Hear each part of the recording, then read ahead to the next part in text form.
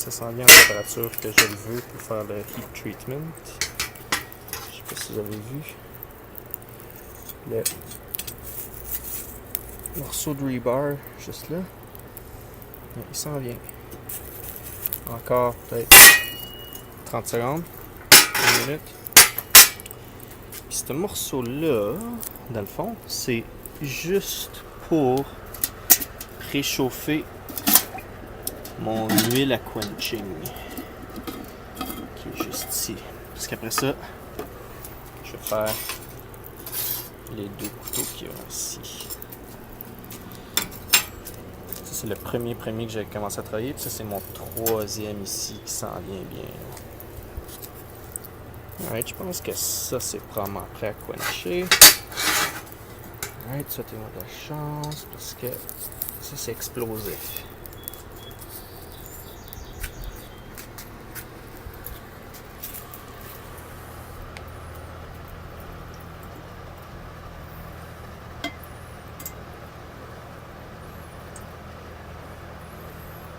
Ça, c'est juste pour chauffer l'huile. Un petit peu. Puis là, on va faire chauffer le premier couteau. Oh, faut qu'il fasse chaud ça. La chaleur. Direct.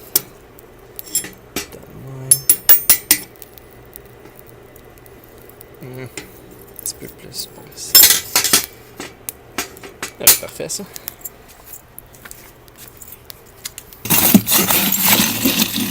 Alright. Bonne nuit, lame.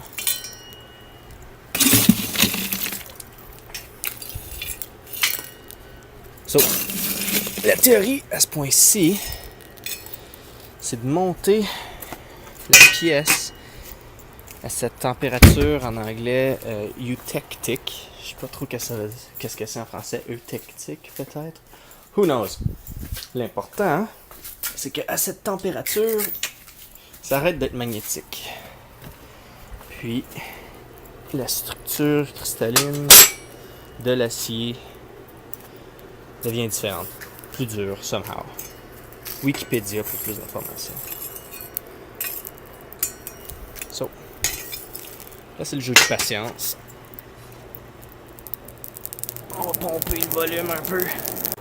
Alright, c'est peut-être à peu près 1 minute et demie de la coupe. Et puis je vois dans le feu que la lame elle s'en vient comme orange fort là, dans le fond. On va checker, voir qu'est-ce que ça a l'air par rapport à l'aimant. On va voir si j'approche ma température. Oh boy, hein, pas pire. So, ok, j'étais comme juste au seuil. Le premier coup que je l'ai mis dessus, ça n'a pas collé, mais tout de suite après, ça a recommencé à être attiré. Donc, je vais juste le laisser passer un tout petit peu plus de temps dans le feu. Parce que je sais que je suis juste sur le seuil de la température qu'on appelle critique. Puis après ça, je vais faire une job fucking vite. Je vais prendre la lame, puis bam, dans l'huile. One shot. So là, en fait, je commence à stresser un petit peu que je vais fondre le tout. Ok. Je pense qu'on est golden. Comme littéralement golden. Ok. Je vais faire mon petit setup ici pour que je parte en feu. Alright. Ferme la valve. Pogne. Dip. Not bad. Comme c'était pas mal plus chaud que le bout de rebar qu'on a vu tantôt, là, mais l'autre, le bout de rebar tantôt, c'était vraiment juste pour chauffer l'huile. Et voilà, on va aller mettre ça à côté de notre bout de rebar. Pour que ça refroidisse un petit peu plus au naturel. Ouais. So, à examination vite faite, Ben, t'as plein d'huile carbonisée dessus. Mais la lame a pas l'air d'avoir snappé, ce qui est bon.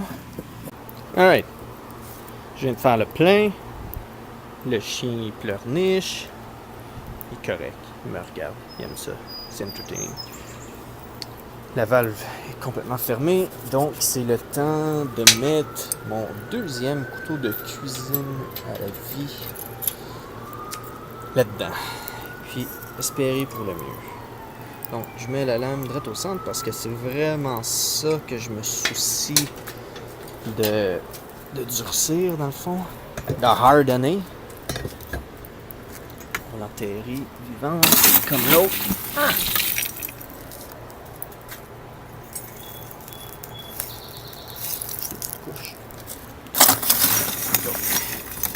La taxe.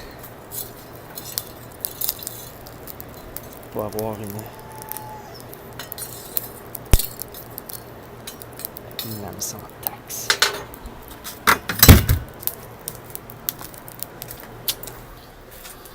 Puis ouais, c'est plate pour ceux qui regardent la vidéo, mais on refait la même autre affaire. On check ça, c'est la fan. Ça, c'est une valve ici que je peux contrôler le airflow qui va. Je l'ouvre, que ça part fou. Ah! So, donc on va enfermer, je l'ouvre juste un petit peu parce que dans le fond, avec une forge à charbon de bois, t'as pas besoin de tant de airflow que ça. T'as besoin de beaucoup plus d'airflow si c'est avec du charbon minéral, dans le fond. That's all I know. Ça, c'est là-dedans. Puis cette lame-là est beaucoup plus mince que l'autre. Donc, j'assume qu'elle va se rendre à la température critique crissement plus rapidement que l'autre. Je te gage que si je regarde, elle est probablement déjà orangée. Si je peux voir dans les feux d'artifice. À un moment donné, il y a un voisin qui va se demander ce qui se passe ici. Je sais que vous voyez rien, moi non plus. J'essaie juste de découvrir la lame. Hey! Ok, et juste sur le point de commencer à glow in the dark. Yep, ça fait même pas comme 30 secondes que j'ai fermé mon... Oh, petit accramement, on s'en vient déjà en business. Ok, encore une fois, je suis direct sur le seuil, comme tantôt. Ça fait beaucoup moins de temps. Mais je vais mettre un petit peu plus creux parce qu'encore une fois, vers la tige, c'était un petit peu moins chauffé. Puis essentiellement, je veux que la longueur de la lame soit chauffée relativement également.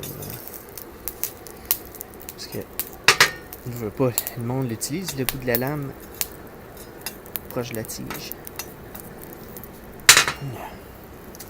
Ça me stresse par des petites lames de même, là, ça a tendance à chauffer crissement vite. Puis l'autre jour, en fait celle-là, je la complète, mais elle est déjà fuckée.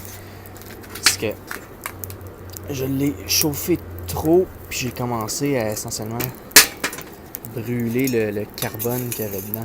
Écoute, elle va pas m'en tourner bien correct, mais elle est pas optimale, disons, à ce point-ci. Ah ouais, la caméra bad trip peut-être à cause du contraste. Et voilà. Bon, let's do it. Valve gone. Pogne la tige. Dans le feu. Dans le feu, dans l'huile. Il y avait des petits crépitements. Puis, j'ose espérer que c'est le verre en vitre qui travaille un peu. Et non la lame qui a décidé qu'il y avait des petits défauts dedans puis que ça a commencé à snapper. So, on va espérer que c'est la première option. Oh man, ça sent les pogos, sérieux? Black. Puis Encore pas mal chaud. Je touche pas à ça. Regarde, on peut voir un petit peu le temper line là. Ça c'est dans le fond toutes les couleurs du tempering que je vais me servir plus tard.